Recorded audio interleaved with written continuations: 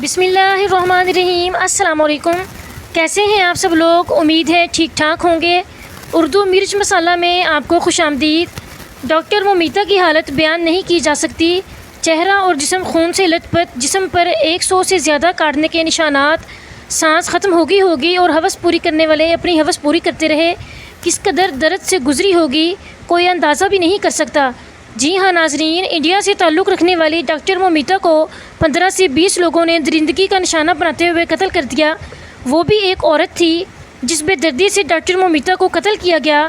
اس میں تو انتقام کا عنصر ہی شامل ہو سکتا ہے، کیونکہ کہا جا رہا ہے کہ ہسپتال میں کچھ غیر قانونی کاموں کے خلاف ڈاکٹر مومیتا ثبوت اکٹھے کر رہی تھی۔ معاملہ بس ریپ کا تھا یا کچھ اور عناصر بھی؟ تحقیقات جاری ہیں۔ مجرموں کو اتنی سخت سزا تو ضرور ملنی چاہیے کہ آئندہ جب بھی کوئی ایسا واقعہ پیش آئے تو پچھلی لڑکی کو یاد کرنے کے بجائے لوگ اس مجرم کو ملنے والی سزا کو یاد رکھیں اور امید کریں کہ ہمیں بھی ایسے ہی انصاف ملے گا۔ اللہ ہم سب کا حامی و ناصر ہو۔ اس کے علاوہ جتنی بھی مائیں بہنیں کسی بھی ادارے میں کام کرتی ہیں وہ پردے کا خاص خیال ضرور رکھیں۔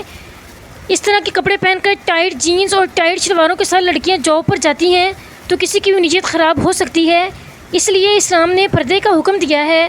حضرت عبداللہ بن مسعود رضی اللہ تعالیٰ عنہ سے روایت ہے کہ رسول کریم صلی اللہ علیہ وسلم نے ارشاد فرمایا کہ عورت گویا ستر ہے، جب وہ باہر نکلتی ہے تو شیاطین اس کو تاکتے اور اپنی نظروں کا نشانہ بناتے ہیں۔ عورت کے معنی عربی زبان میں چھپانے کی چیز ہے۔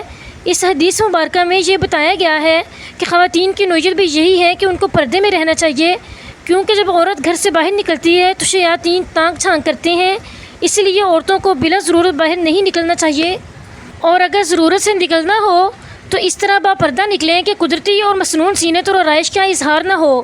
پردہ عورت کے لیے عیب نہیں ہے اور نہ ہی قید خانہ ہے، بلکہ پردہ تو خواتین کے لیے ایسی زیب و زینت ہے جو ان کی عزت اور وقار کو چار چاند لگا دیتا ہے۔ پردہ ہماری ماؤں کی غیرت ہے، لاج ہے، عفت ماں بہنوں کے سر کا یہ تاج ہے۔ پردہ حیا کی شاخ ہے، عفت کا پھول ہے، بے پردگی میں حسن سخت ایک بھول ہے۔ پردہ ہی پارسائی کا زرعی اصول ہے، پردے کا اہتمام تو حکم رسول ہے۔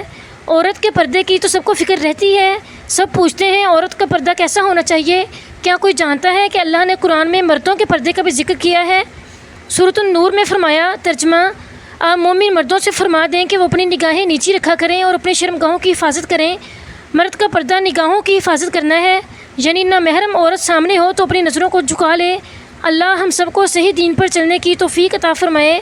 ویڈیو کو زیادہ سے زیادہ شیئر کریں تاکہ ہماری مائیں بہنیں اپنی عزت کو محفوظ رکھتے ہوئے پردے کا اہتمام کریں۔ شکریہ۔